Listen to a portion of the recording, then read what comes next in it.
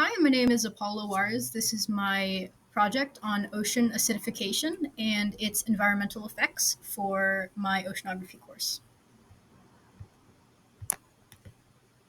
So, ocean acidification, in simple terms, is a gradual decrease in the ocean's pH levels and hence increased acidity in the water. This is due to the absorption of carbon dioxide in the atmosphere. About 25 to 30% of the atmospheric carbon dioxide is absorbed by the ocean.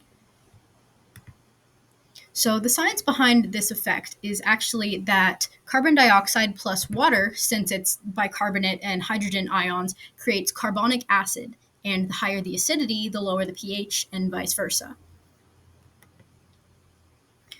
So, the effect of this is that the ocean actually gets warmer. And as the ocean gets warmer, it increases the carbon dioxide in the atmosphere, causing an increase in greenhouse gases due to the fact cold water holds more CO2 than warm water. So, as the water gets warmer, it can't hold as much CO2, and there's an increase in carbon dioxide in the atmosphere around the ocean.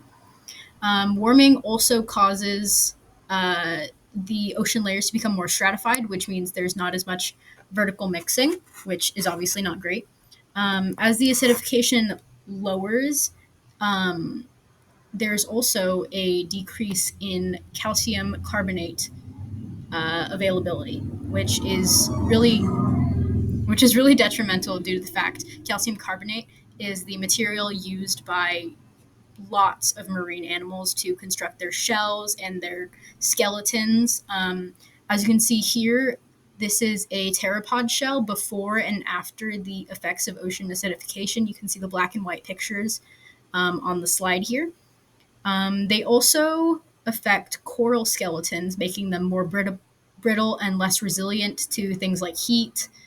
Shells of mollusks and crustaceans get weaker, thinner, and it's also really hard to build them in the first place. So, the warmer it is and the more acidified the water is, it's much more difficult for creatures that have calcium carbonate in their shells and skeletons or coral to develop in the first place. And when it's damaged, it's much, much harder to repair.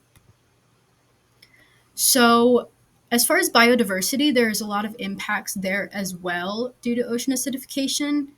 Plankton can die or thin out. Smaller fish and crustaceans that feed on those plankton suffer losses in their species. Their numbers go way down. Larger predators that feed on those smaller animals go hungry.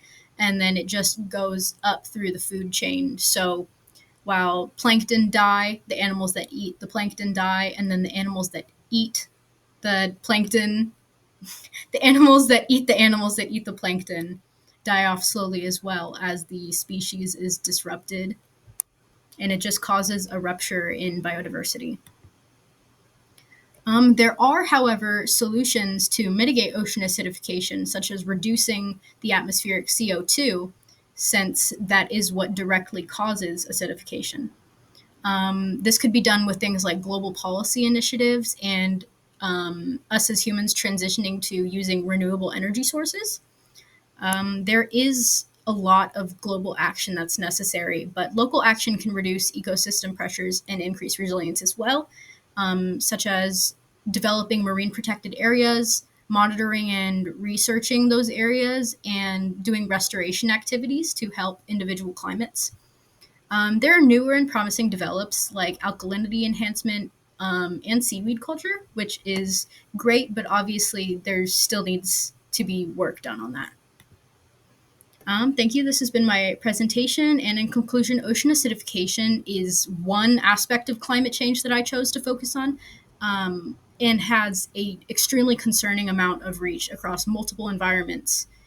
But there is many other aspects of climate change, and this is just one small part of it that's rupturing through the ocean, and even past the ocean, it has effects on things like our agricultural developments and the circulation of money throughout our society.